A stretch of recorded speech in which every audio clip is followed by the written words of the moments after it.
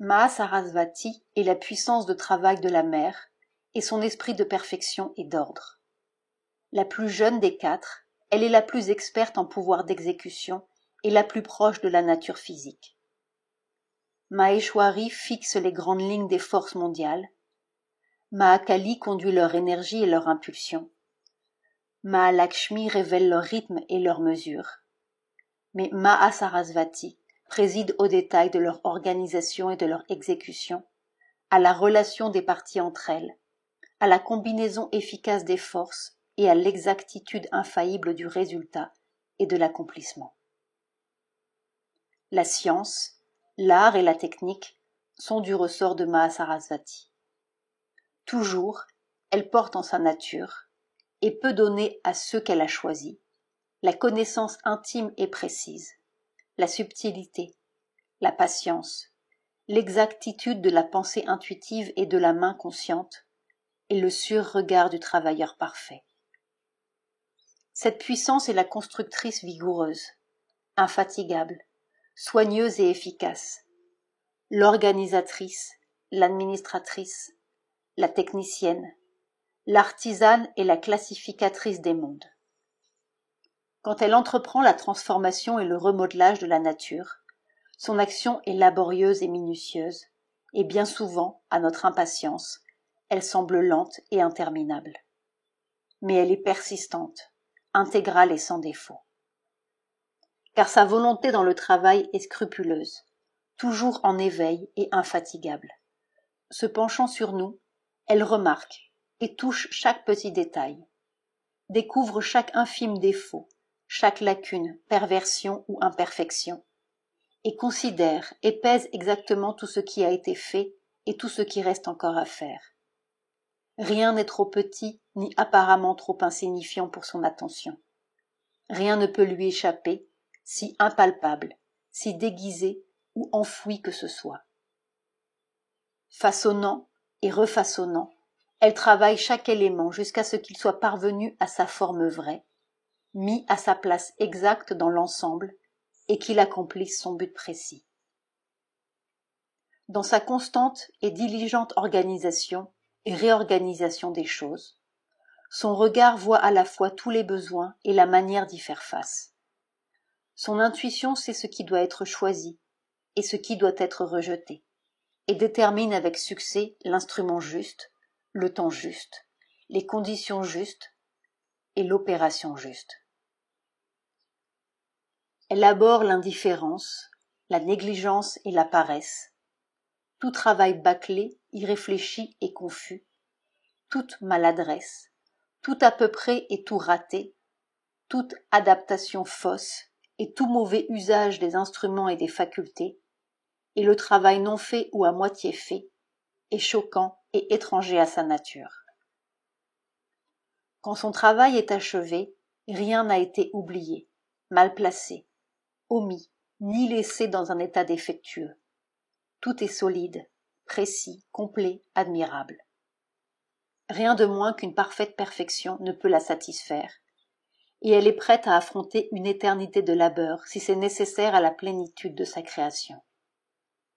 C'est pourquoi, de tous les pouvoirs de la mère, elle est la plus patiente pour l'homme et ses milliers d'imperfections.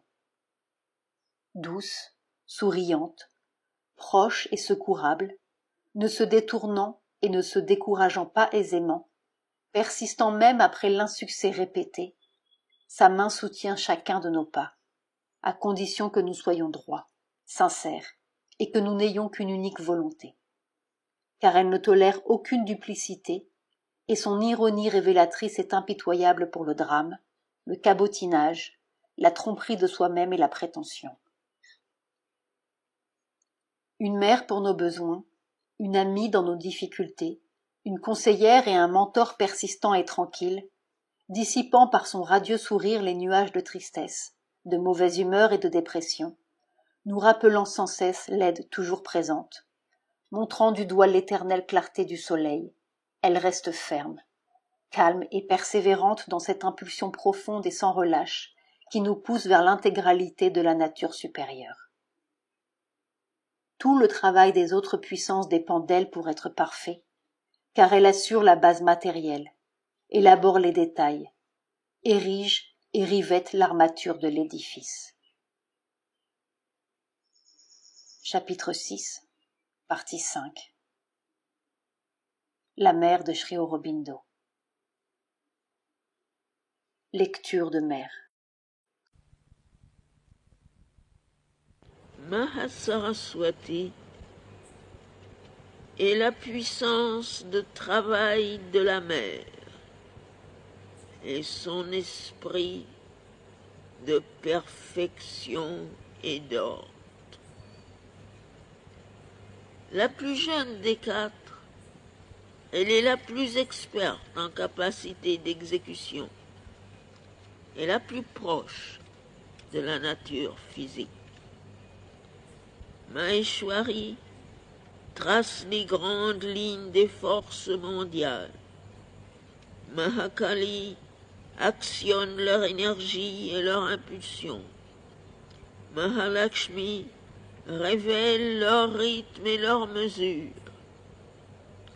Mais Mahasaraswati préside aux détails de leur organisation et de leur exécution, à la relation des parties entre elles, la combinaison efficace des forces et l'exactitude infaillible dans le résultat et l'accomplissement. La science, l'art et la technique sont du ressort de Mahasaraswati.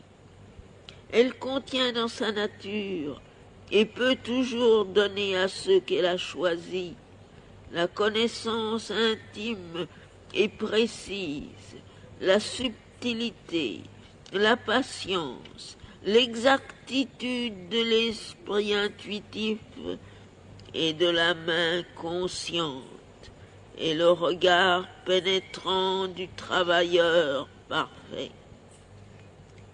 Cette puissance est la constructrice vigoureuse, infatigable, soigneuse et efficace, l'organisatrice, l'administratrice, la technicienne, l'artisane et la classificatrice des mondes. Quand elle entreprend la transformation et la reconstruction de la nature, son action est laborieuse et minutieuse, et bien souvent, à notre impatience, elle semble lente et interminable, mais elle est persistante, intégrale et sans défaut. Car sa volonté dans le travail est scrupuleuse, vigilante et infatigable. Se penchant vers nous, elle voit et touche chaque détail, découvre chaque infime défaut, lacune, perversion ou imperfection, et considère et pèse exactement tout ce qui a été fait et tout ce qui reste encore à faire. Rien n'est trop petit ni trop trivial en apparence pour son attention. Rien ne peut lui échapper, si impalpable, si déguisé ou caché que ce soit. Façonnant et refaçonnant, elle élabore chaque élément jusqu'à ce qu'il soit parvenu à sa forme vraie, mise à sa propre place dans l'ensemble, et qu'il accomplisse son but précis dans sa constante et diligente organisation et réorganisation des choses.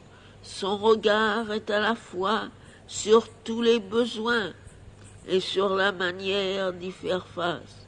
Son intuition sait ce qui doit être choisi et ce qui doit être rejeté, et détermine avec succès l'instrument propre, le temps propre, les conditions propres et l'opération propre. Élabore l'indifférence, la négligence et la paresse. Tout travail bâclé, inconsidéré et équivoque, toute maladresse, tout à peu près et tout raté, toute adaptation fausse, tout mauvais emploi des instruments et des facultés, et de laisser un travail non exécuté ou à demi exécuté, est pénible et étranger à sa nature.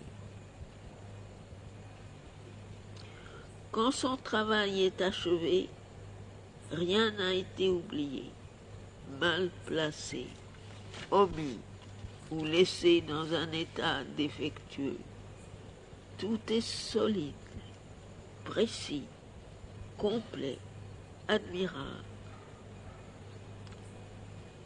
Rien de moins qu'une parfaite perfection ne peut la satisfaire.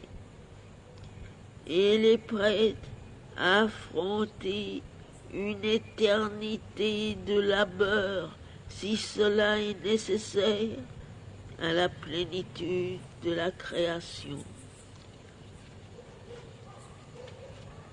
C'est pourquoi, de tous les pouvoirs de la mer, elle est la plus endurante avec l'homme et ses milliers d'imperfections. Douce, souriante, proche et secourable, ne se détournant et ne se décourageant pas, aisément, persiste même après l'insuccès répété. Sa main soutient chacun de nos pas, à condition que nous soyons droits, sincères, et que nous n'ayons qu'une volonté, car elle ne tolère aucune duplicité, et son ironie révélatrice est impitoyable au drame, au cabotinage, à l'illusion et à la prétention.